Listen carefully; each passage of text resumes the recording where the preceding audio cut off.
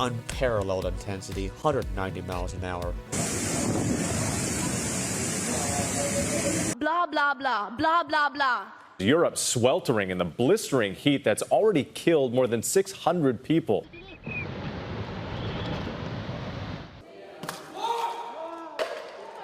China's Yangtze River is at its lowest level since records began there. Some saying it feels apocalyptic.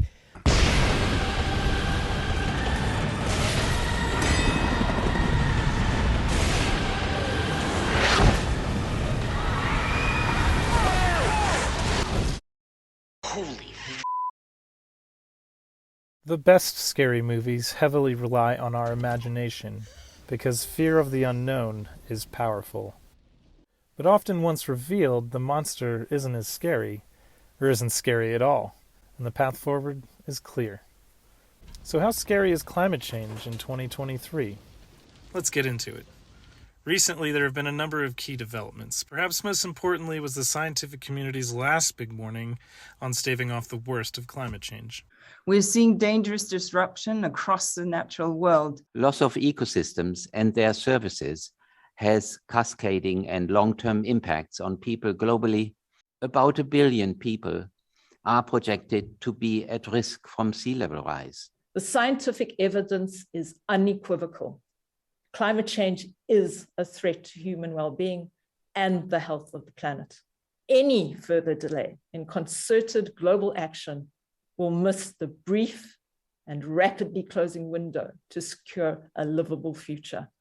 In short, the stakes are extremely high for people and ecosystems, and the scale of the toll is quite unimaginable.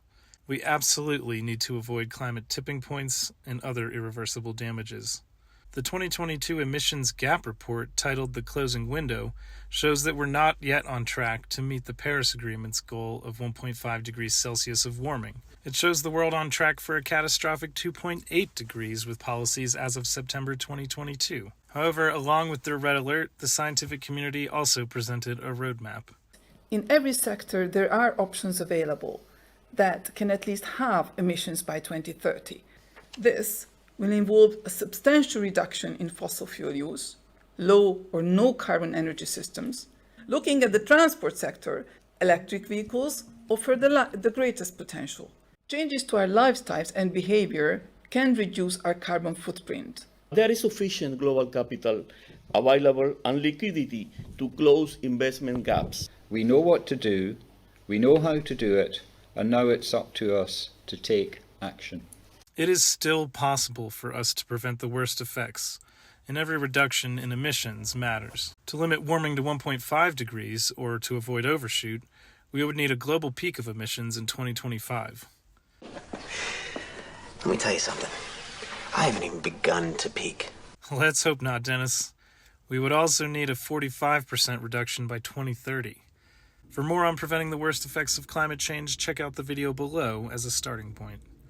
In good news, the U.S. limped through its largely dysfunctional legislative branch to pass the Inflation Reduction Act, which is essentially a climate bill with the U.S.'s largest single investment in climate action at $370 billion. The U.S. also passed an infrastructure law and the CHIPS Act, which both include funding for climate initiatives. These policies move the U.S. closer towards its commitment of a 50% reduction by 2030, but fall short at an estimated 42%.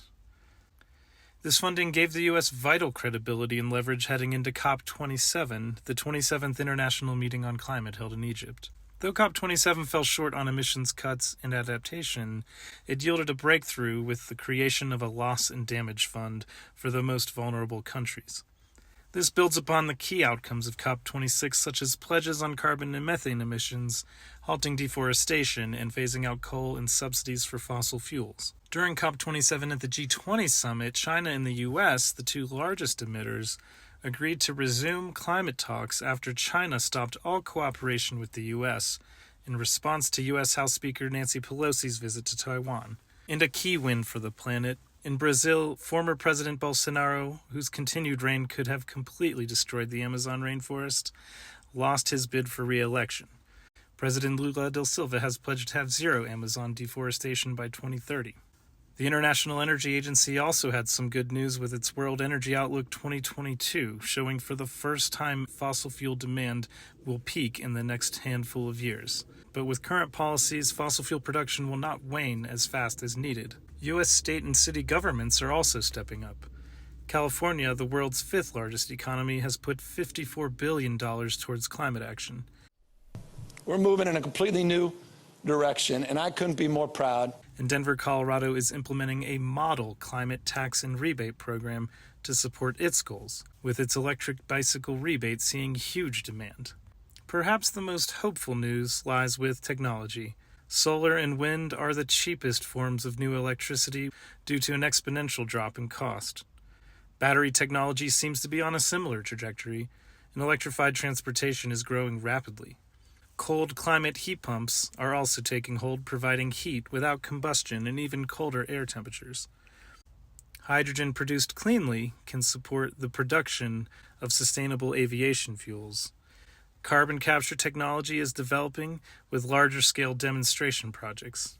And while historic breakthroughs in fusion won't save us from climate change, the astonishing ingenuity of humanity gives us a glimpse of our potential future, and that is hopeful indeed. So in conclusion, climate change in 2023 is pretty effing scary, but there is light at the end of the tunnel. Though we must start racing towards it, we have taken the first few steps. So let's channel our inner Ripley and...